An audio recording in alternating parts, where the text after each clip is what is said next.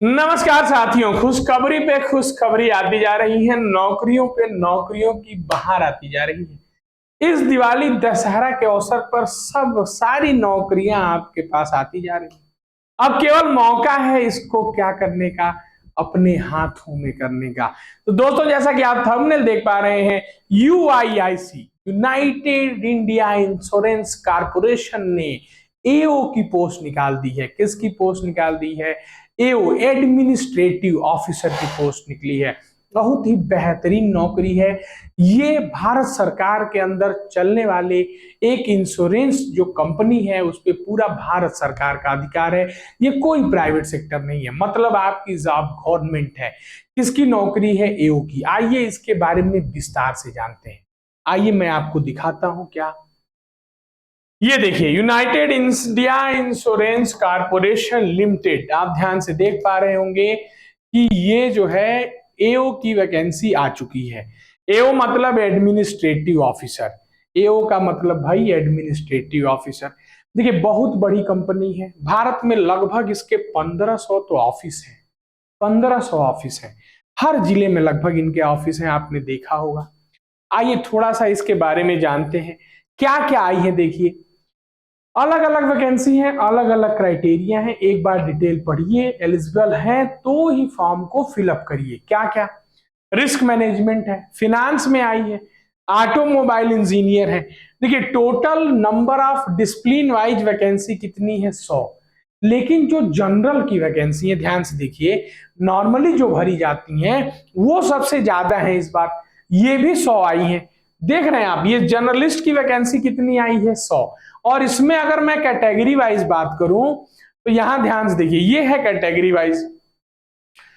ये जनरल वाले पे ज्यादा ध्यान दें, क्यों? स्पेशलिस्ट वाले में अगर आप उस फील्ड से हैं तो ही फॉर्म फिलअप कर पाएंगे।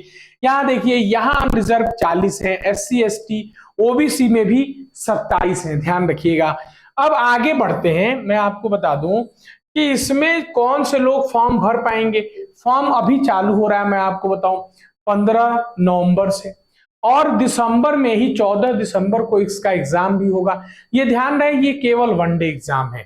बस एक दिन पेपर होता है, उसके बाद एक दिन आपका इंटरव्यू होगा। लेकिन ध्यान रहे, जिस दिन आपका पेपर होगा उसी दिन एक डिस्क्रिप्टिव पेपर भी होता है।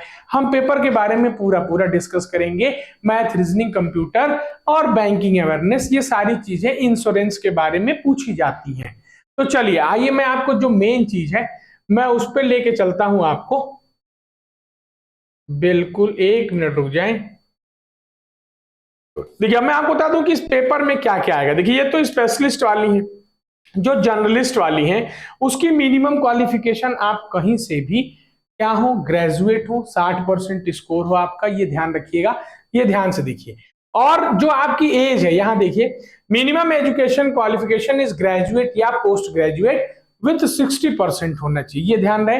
बाकी SC ST वालों को 5% की छूट मिलती है। इसके अलावा ध्यान रहे क्या, कि जो आपकी उम्र है ना, जो उम्र है वो ध्यान से देखिएगा, वो 30 क्रॉस नहीं होनी चाहिए। ये उम्र आपकी 30 सितंबर 2024 को काउंट की जाएगी।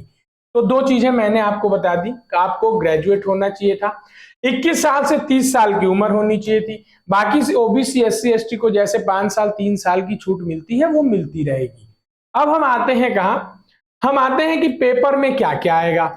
तो देखिए, पेपर में जो चीजें आएंगी वो इस नोटिफिकेशन में सीधे पेज नंबर 10 पे हैं।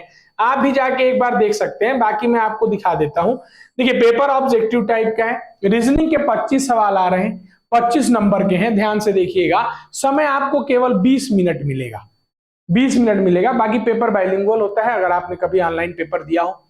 इंग्लिश के 40 सवाल आ रहे हैं, 40 मिनट मिलेंगे। क्वांट के 25 सवाल आ रहे हैं, 25 मिनट मिलेंगे। मतलब मैथ रीजनिंग दोनों 50 सवाल 50 मिनट। इंग्लिश के 40 सवाल 40 मिनट। जनरल अवेयरनेस आएगी। जनरल अवेयरनेस ध्यान रखिएगा, इसमें हिस्ट्री पॉलिटी नहीं आती है, इसमें आएगी banking awareness, reverse repo rate क्या है, सीआरआर क्या है, ये सब चीजें आती हैं। कंप्यूटर का नॉलेज भी होना चाहिए। 30 सवाल मात्र 20 मिनट देख के क्लिक करना है माउस की तरह। और एडिशनल एक्सेस के लिए अगर आप किसी डिसिप्लिन में है, मतलब फाइनेंस के सेक्टर में जा रहे हैं, उसका पेपर अलग होगा।